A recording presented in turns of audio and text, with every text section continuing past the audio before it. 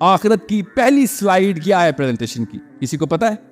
जब हशर का मैदान सजेगा तो अल्लाह ताला ने पहला क्या नजारा दिखाना है हमें? किसको पता है? हशर के मैदान का पहला नजारा क्या है? फर्स्ट इवेंट अल्लाह ताला ने क्या दिखाना है हम सबको? मैं बताता हूं आपको। सीरा पढ़ें, सब कुछ सीरा में।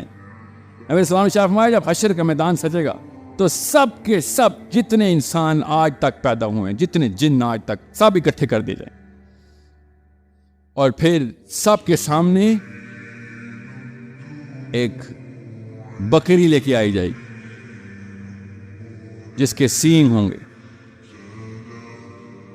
और दूसरी बकरी लेके आई जाएगी जिसके सींग नहीं होंगे। और समझे, देखना कैसे इस्लाम को, अपनी आइडेंटिटी को, अपने नबी को, अपने कैरेक्टर की रिक्वायरमेंट को कैसे देखना है, डिमांड्स को कैसे देखना है। और फिर दिखाया जाएगा कि ये बकरे वाली सींगों वाली बकरी ने बगैर सींगों वाले बकरी को मारा अपनी दुनिया के टाइम पे, और उसको पकड़ के पूछा जाएगा कि तुझे अल्लाह ने सींग दिए थे, तूने बगैर सींग वाली पे जुल्म लगा कर दिया, ताकत लगा दी तूने तुझे ये मारने के लिए दिए थे, तुझे ताकत इसलिए दी थी कि कमजोर को ऊपर तू अप्लाई कर दे, तुझे पता नहीं था तुझे अथॉरिटी दी भी, अथॉरिटी। ये first slide of the presentation है। सब इंसान उस वक्त सब कॉन्सेप्ट क्लियर कर लेंगे कि मेरी तो कोई बचत ही कोई नहीं, ये तो बकरी जो सींग वाली है वो नहीं बची, तो मैं तो इतने जुल्म करता रहा हूं दुनिया में।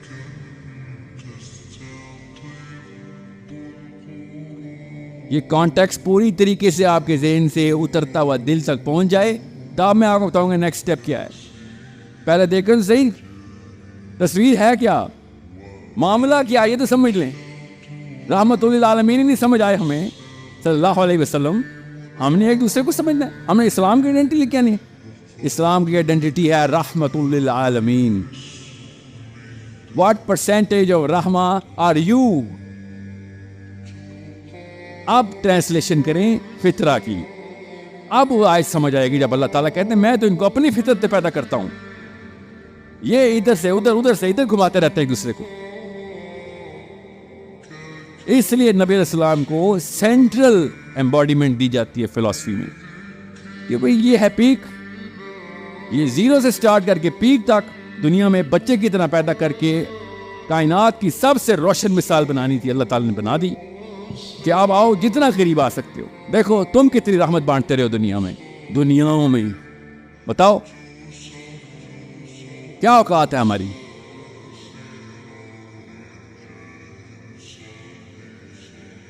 This is why you need to understand कि जब तक छोटा सोचेंगे छोटे रहेंगे।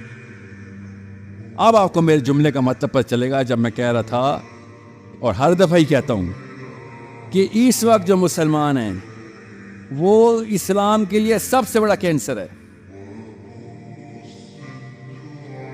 साहबा ने आके किसी जॉर्ज बुश, बराक ओबामा से लड़ाई नहीं करनी। अगर अभी आ जाए उमर इब्न खत्ताब, सबसे पहले उन्होंने हमसे बरात का ऐलान करना है कि ये ना हो कि लोग ये समझ के दीन में ना दाखिल हो कि दीन इस तरह का होता है।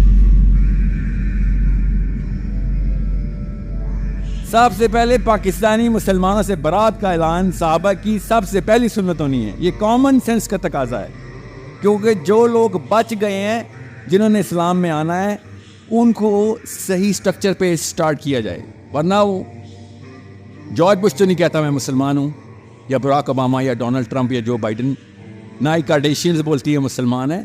किसी किस्म की फाशी इस्लाम में गैर मुस्लिम नहीं दाखिल कर सकता, किसी किस्म की दो नंबरी गैर मुस्लिम नहीं दाखिल कर सकता। कॉमन सेंस की बात है। इस्लाम में अगर मुसलमानों में फाशी आई है तो मुसलमान लेके आए हुए हैं, मुसलमानों में अगर दो नंबरी आई हुई है मुसलमान लेके, मुसलमानों में अगर कंफ्यूजन आई हुई है तो वो भी मुसलमान लेके आए। वो कैसे? इंफीरियर साइकोलॉजी के ऊपर बच्चे पाले जा रहे, छोटा कर दिया गया है। इसको आर्कीटाइप बोलते हैं साइकोलॉजी में। उसको छोड़ दे, मैं साइंस नहीं आज खोलूंगा। मैंने आज सुबह से सिर्फ अपने आप के ऊपर एक ही तज़किया किया था कि साइंस नहीं बेटा। साहिल मियाँ जाके उर्दू ज़बान में सिर्फ अपना नबी समझा दे कि कायनात का नबी से क्या ताल्लुक़।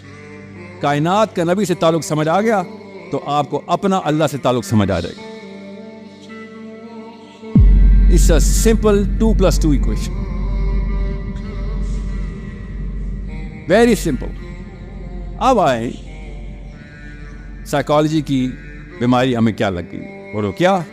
अभी बताते हैं, कॉमन सेंस है, इधर से उधर देखें, उधर से इधर देखें, एक दूसरे को हम पेंडू समझते हैं। दूर कहाँ जा रहे हैं? ये मजहबी लोग इकट्ठे हुए हैं और एक दूसरे को हद तक से देखते हैं। ना आपने ऐसी लड़कियों से शादी करनी है, ना आपको ऐसे मर्द चाहिए। हम तो आपस में ही नहीं क्वालिफाइड, उसमें कोई किसी और ने क्या कहना है। इतने इंफीरियरिटी कॉम्प्लेक्स के शिकार हैं हम। गैर मुस्लिम आएगा हमारे पास, सीरियसली।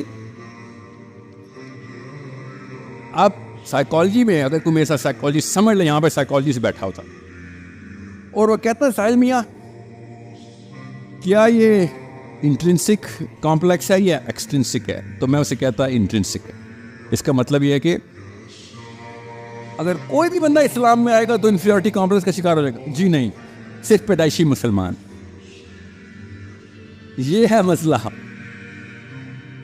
हम खुद अपने घरों के अंदर अपने बच्चों को इस्लाम से शर्मिंदा करते हैं।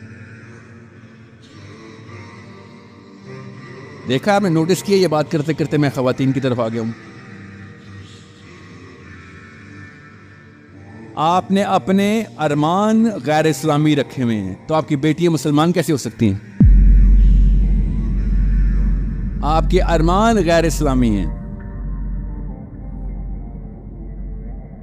आपके डर जो है ना, आपके डर, अरमान एक तरफ होते हैं, डर एक तरफ। आपके डर गैर इस्लामी है।